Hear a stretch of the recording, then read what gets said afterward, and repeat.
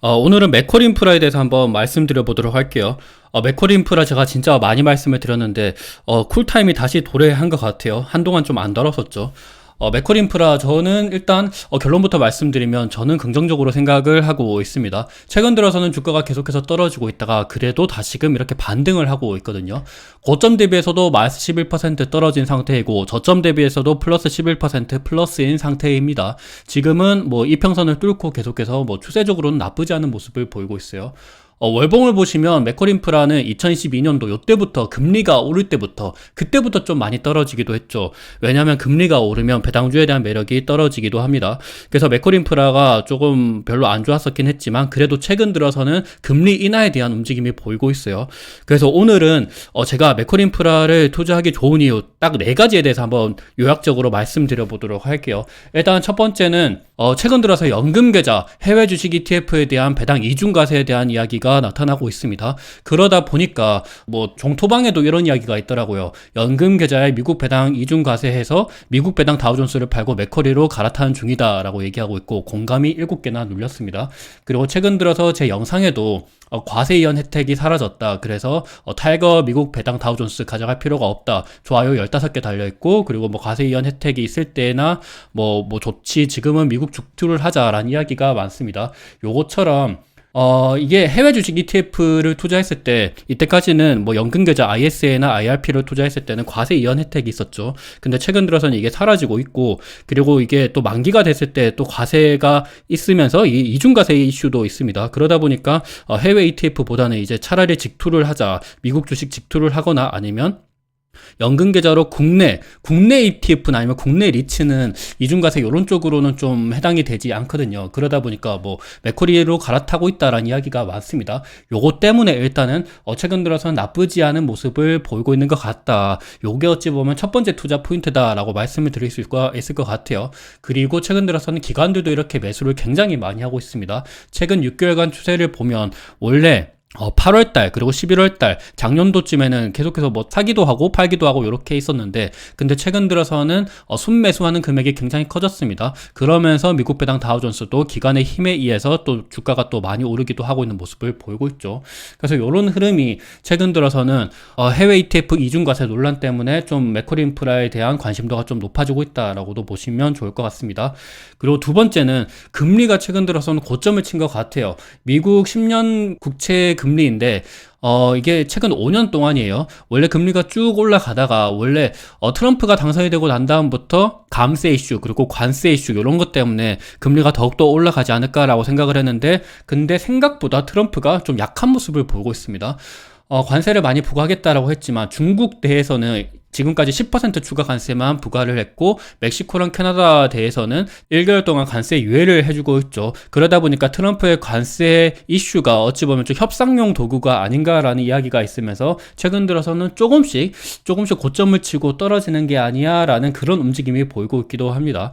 그리고 이거는 앞서 보신 거는 미국의 10년물 국채 금리인데 우리나라 국채 금리는 그런 거 없죠. 계속해서 떨어지고 있습니다. 아무래도 우리나라 경제는 미국보다는 훨씬 더 약하기 때문에 금리가 떨어져야 될 것 같다라는 데서 국채, 채권 시장에서 그런 흐름이 먼저 보이고 있는 것 같아요.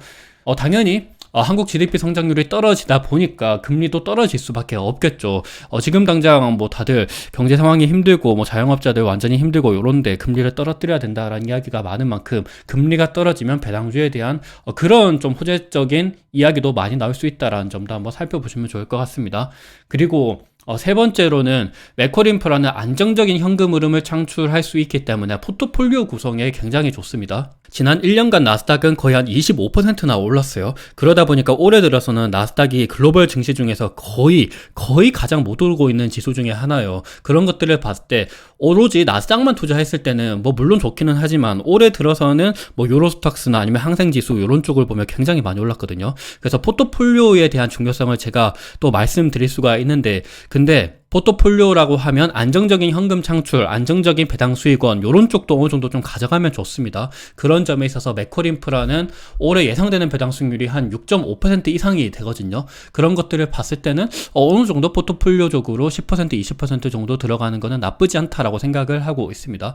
지금까지는 배당이 쭉 늘어갔는데 작년도에 들어서 한번 이렇게 떨어지긴 했어요. 그럼에도 불구하고 고배당주인 거는 여전합니다. 그래서 이런 부분들도 한번 좀 살펴보시면 좋을 것 같다라는 점을 말씀드리고 싶고, 그리고 메콜인프라가 6.72%나 되는 배당 수익률인데 굉장히 높은 게 글로벌 리츠 스페셜티 그리고 리츠 인더스트리 이런 쪽으로 미국의 리츠들이랑 비교했을 때도 굉장히 높거든요. 미국의 에퀴닉스, 아메리칸 타워, 플롤로지스 그리고 웰타워, 디지털 리얼티 이런 곳이랑 비교했을 때도 메콜인프라의 6.7% 배당 수익률보다 높은 곳은 잘 없습니다. 유틸리티, 듀크 에너지 그리고 넥스트에라 에너지 이런 쪽도 유틸리티가 원래 배당을 많이 주거든요. 근데 메콜인프라보다도 낮고 오일, 엑슨모빌이랑 시브론도 많이 투자하시죠. 그런 쪽도 메콜인프라보다는 낮습니다. 그래서 그런 거를 봤을 때는 포트폴리오적으로 물론 100% 투자해라는 거는 당연히 아니에요. 그건 아시죠? 그래서 그런 것들을 봤을 때는 나쁘지 않은 투자처일 수가 있다라는 게 어찌 보면 세 번째 투자 포인트다라고 말씀을 드릴 수가 있을 것 같아요. 그리고 하나 더, 리얼티 인컴 많이 투자하시잖아요. 리얼티 인컴도 5.61%밖에 안 됩니다. 메콜인프라가 조금 더 많이 줘요.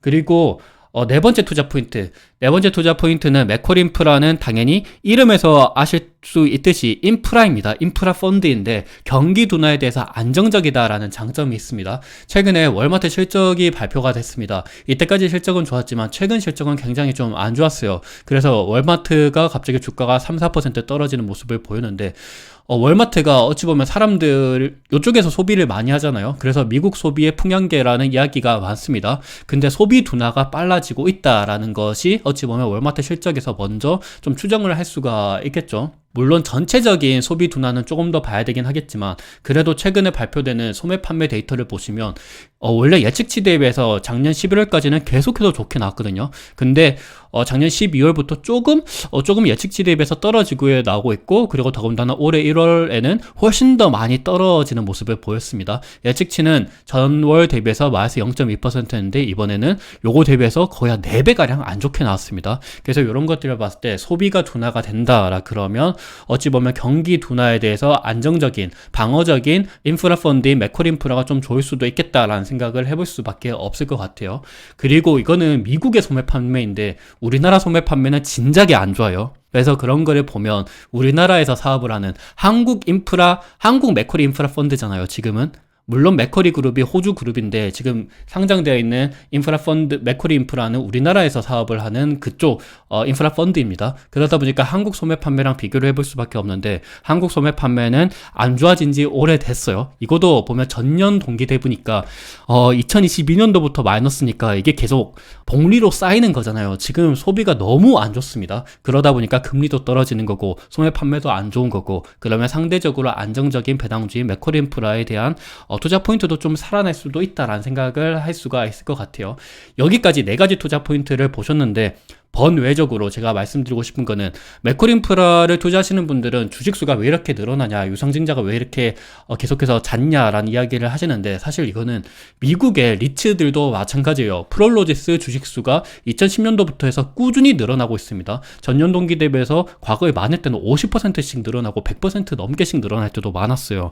최근에도 계속해서 늘어나고 있습니다. 그리고 에퀴닉스도 마찬가지죠. 계속해서 주식수가 늘어나요. 그리고 아메리칸 타워 마찬가지로 늘어납니다. 그리고 웰타워 마찬가지로 늘어납니다. 미국의 리츠들도 계속해서 주식수가 늘어나고 있다라는 점을 봤을 때는 메콜인프라만 늘어나는 게 아니다. 그냥 사업, 비즈니스 모델 자체가 주식수를 계속해서 찍어내고 그리고 거기에 따른 투자를 하면서 주주들한테 배당을 주거나 이런 식으로 조금 하는 비즈니스 모델이다라고 한번 살펴보시면 좋을 것 같아요. 오늘은 메콜인프라에 대해서 말씀을 드려봤는데 투자하기 좋은 이유 4가지, 그리고 번외적으로 유상증자 관련된 이야기를 말씀드려봤습니다. 투자 어느 정도 도움이 되었으면 좋을 것 같습니다. 감사합니다.